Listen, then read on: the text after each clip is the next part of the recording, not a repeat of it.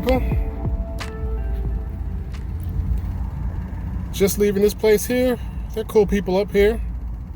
I got a story to tell about the old Tahoe, but I'm about to go home. I'm kind of pressed for time. And I'll let you know what's going on.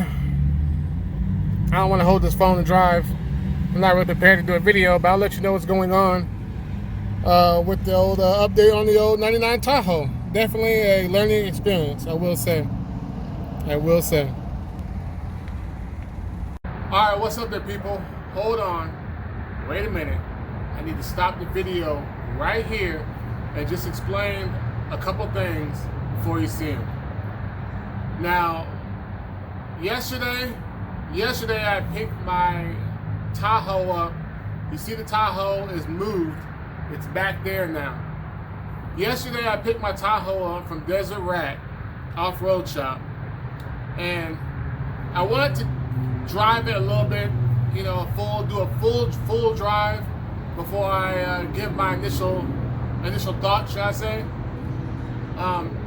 Yesterday I was kind of pressed for time, but I did drive it a little bit during the day, and then after that, real late at night, once the traffic died down, I got on the freeway and drove it at higher speeds than I normally would drive, but it felt pretty good, I will say. Even at highway speeds, in stop and go traffic on the street, going over bumps,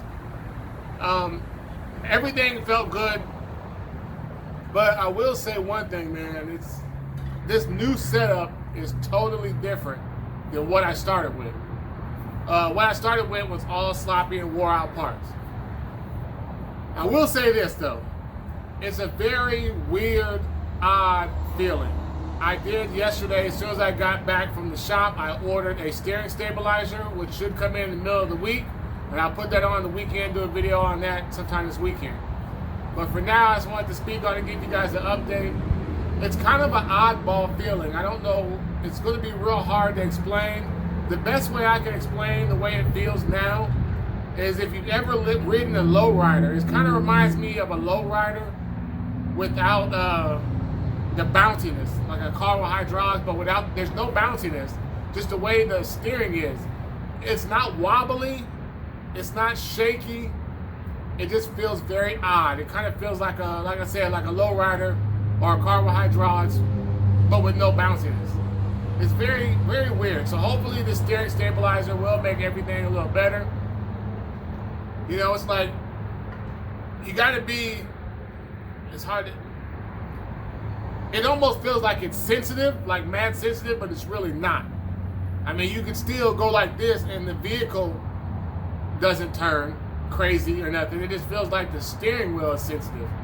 I don't know, it's a real odd thing. So I'm gonna keep stabbing at it, there's a few other things I can do. These OBSs, especially the 4x4s, are known for not the greatest suspension, not the greatest brakes, and not the greatest steering, but there is a lot of updates you can do. So I'm just gonna do the updates one at a time. So I just wanted to say that, yeah, next up will be the steering stabilizer. And then, what you're about to see now is this is all the stuff I went through after the first initial visit, and I had to come back. Man, putting all them steering parts on was not easy, but I got it. This is where I'm at with it. I mean, right now I'm confident in it. I can drive it. I drove it to the gym this morning too, filled it up with gas, and everything feels so-so. So we're gonna wait until I'm probably not gonna drive it anymore. I'm gonna wait until the steering stabilizer comes in, and we'll see what's what after that. So, all right, people, here we go. Unspoken Riders, and the joys and pains of building this 4x4 OBS Chevy. All right, what's up there, people? Spoke Riders here. As of yesterday, I got 7 days to get all this back together. In 7 days, it's my appointment for my alignment. Yesterday, which was Monday, hit everything with some degreaser and then power washed everything down to clean up everything underneath there so it's not so greasy. Today's mission is I'm gonna start with this main piece right here and see if I can get this mounted on the frame. Now, this is only basically 3 bolts holding it on. It's not really too difficult. It's just real tight spaces, so I'm not going to film that part. There's the part number. There's the piece, brand new. AC Delco. Comes with this little hose to make it easier to grease this, supposedly. So I'm gonna figure this out and try to get this on the Tahoe. FedEx man just dropped this box off for me, and it was kind of a reality check. This reminded me, hey man, I ain't got time to be playing around stalling this out, because I still gotta work on this bike too. This is the last piece I need before I can do the oil change again on my bike, so I can start riding it. So I figured, hey, I'm glad he kind of dropped it off as I was working on that, because it kind of put a little reminder to me. All this, do a little bit at a time, day by day, and nobody got time for all that. What I did, I stuck all the pieces on. They're all just loosely on there, hand tightened, just to see how they're gonna fit on, everything's gonna fit on there. I did run into a little issue, right? This all hooked up cool. All that right there, it hooked up cool. But where the problem lies, that nut right there. I just barely got that on there, and it reminded me, I don't have any wrenches this size. I barely got that off with a big old crescent wrench. And when I got it off, this arm was way up there because it was pressed on there. I had to get the pickle fork to knock it off. This is the angle I gotta come at it with. That's a real funny angle right there. Now, I got that off, as I said, with a big old crescent wrench. I only had one crescent wrench, and it was very big. And I had to inch it off a little bit, not even inch, millimeter it off a little bit at a time. You see that? It's at a real funny angle. Can't go from the bottom half. This is in the way. So there's only one side I can really go to it is from right here. And I'm gonna have to stick a wrench or something in there diagonal. So I think I'm gonna go buy a wrench, see if I can find a wrench this size. Now, could I probably do it with a crescent wrench? Maybe, but I'd take a real strong risk of stripping that nut out. And that's the only one I have, because it did not come with any of the new parts. I'm gonna go try to buy this wrench to see what do they got out there to make my life a little bit easier. Take this off, because like I said, I barely got it on there.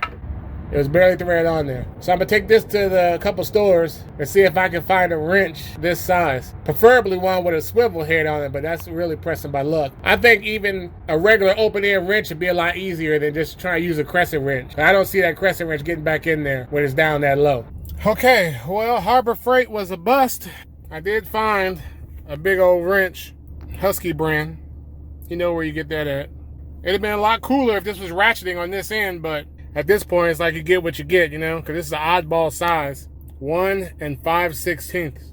I just picked this up because it was the last one there. It's a little dusty, as you see. Not too many people want that size, but I figure I better grab that while I got a chance, because this would be a lot better than the crescent wrench, at least. At least I get an open end and a closed end, so we'll see how that goes. Still buying more tools, never-ending battle for tools. Seems like you can never have enough tools. I'm glad I got that instead of trying to do it with crescent wrench, because this part definitely came in handy when putting it back on. Let me show you how I pretty much had it when I was tightening this down. Pretty much used this pipe here for kind of extension. Stuck it in there about halfway. That gave me the leverage I needed. Tighten that nut down right there. If I remember correctly, this wasn't all the way up when I started. It wasn't all the way pressed in there, because I could see the little marks of where it was, how it was installed. There was a gap just like that. And if not, I don't know about as far as I'm gonna get it, and I don't want to get too crazy with it, because if I strip that nut out, then it's gonna be almost close to impossible to get it off. Then I'll have to take the whole damn power steering gearbox out, and that's what I was trying to avoid from the get-go. Even though it's old and rusty, but it still works, it doesn't leak, so if it ain't broke, don't fix it for right now. It did get marred up pretty bad when me try to take it off. Before I put this on, I did start it up, and it doesn't leak. I think it's all good. I think that's just cosmetic. So yeah, got that pitman arm there, put the little grease fittings on. Everything's tight, man. Everything's ready to go. All right, what's up there, people? 100 Spoke Riders here. Kind of a rare occurrence. I'm working on the bike and the Tahoe at the same time. Doing an oil change on that. I'm not really going to talk about that too much. That'll be a whole separate video on that. But I just wanted to give you a little quick tip. I'm down to putting these torsion bolts back in, and I noticed on my markings, I didn't have them dead even. So just to give you a quick little tip, I'm going to try it this way for now. Get you some electrical tape that's other than black, any color but black, because it makes it a little hard to see underneath there. I count out each thread and got them to back so they're both the same. They're both dead even. I had them marked with one of these little pins here, these little paint marker pins. But once I count out the threads, once I had both of them out at the same time, and I count out the threads, I realized it was a little even. It was a little uneven. So just to make sure everything's 100% even, I'm gonna try it this way. This is pretty close to where I had it before, so we'll see if that makes it rightly better. But just a quick little tip, you know. This is like the third or fourth time I've had these torsion key bolts all the way out and put them back in. And this is the first time I'm trying the tape method. I don't know how everybody else does it, but so far this has worked the best. Because one, now I know both sides are identical down to the thread count. And once you get to the top, you'll know when you get to the top, even if you can't see it. I mean, I can see it pretty good, but just in case you're doing it in the dark and it's hard to see, because you can feel it. Like once you get to the tape part, you're trying to keep on going, it gets real stiff. You know right when you get to the top of the tape. So I'm gonna be doing this way from now on, because before I was trying to use these little markings, and then I was, the first time I did it, the markings got messed up because I had all this oil on it trying to get it out. It was just a whole fiasco. So yeah, I'm gonna stick with the electrical tape deal. Let me pull this little tool off and I'm pretty much done at this point. I just gotta do the grease on the fittings. I ain't gonna do a video of that. It's just greasing fittings on the new parts. And then I gotta move on to the old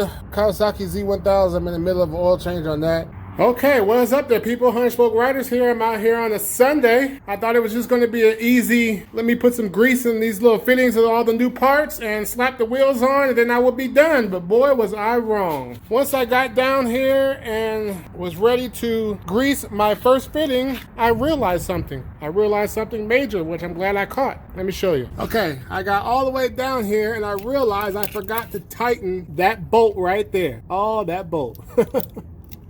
I started tightening, it just kept turning and turning and turning and turning, and I couldn't figure out why. Then I really got my head underneath there and looked real hard, and it's the same kind of bolt as this one right here. You have to put a little hex into it and tighten it at the same time in order to get it really tight. There was no way I was trying to pull this sway bar off for one damn bolt. This right here, I couldn't get in there, it was too big. It just wouldn't fit in there. None of these would fit in there. I just couldn't figure out what size it was. You know, I just didn't know. So then I decided, I made an executive decision. So I chopped this one down. Let me show you. This one started out just like this one. It was just enough to get in there to hold it and tighten that bolt down. This right here is a 5/16. That's the size. So even though I cut it, I can still use it for other stuff. It's just a little bit shorter. It's all good. I'd rather cut that tool than have to tear all this all apart, take that sway bar off again, because hey man, I'm over it. My appointment's tomorrow to get the alignment, and I got a few more things to do. I got the alignment done, and now the steering wheel's straight, so I'm happy about that one. Desert Rat definitely took care of me. I'm happy with the outcome of the Desert Rat shop. If I need anything else, I will be going back. But yeah, I don't know. This Tahoe has a long list of stuff I need to replace, like them foggy lights on there. But you know how it goes, man, one piece at a time. I'll say this, it does ride better than when I first started this little venture. It does stop a little bit better, but it's not at its best. I think it still could be a lot better. I think the steering stabilizer will tighten things up a little bit more. And as far as the brakes go, I don't know, I'm gonna have to check out the booster and the master cylinder, because these brakes do stop better than what was on there before. What was on there before was all messed up, but it could do a little bit better. All right, but that's the conclusion for this right now until I order these new parts and they come in. So be on the lookout. If you're here for the Tahoe build-up, have no fear. It seems like this build-up is going to be a never-ending thing. All right, people, Hunchpoke Riders, signing out.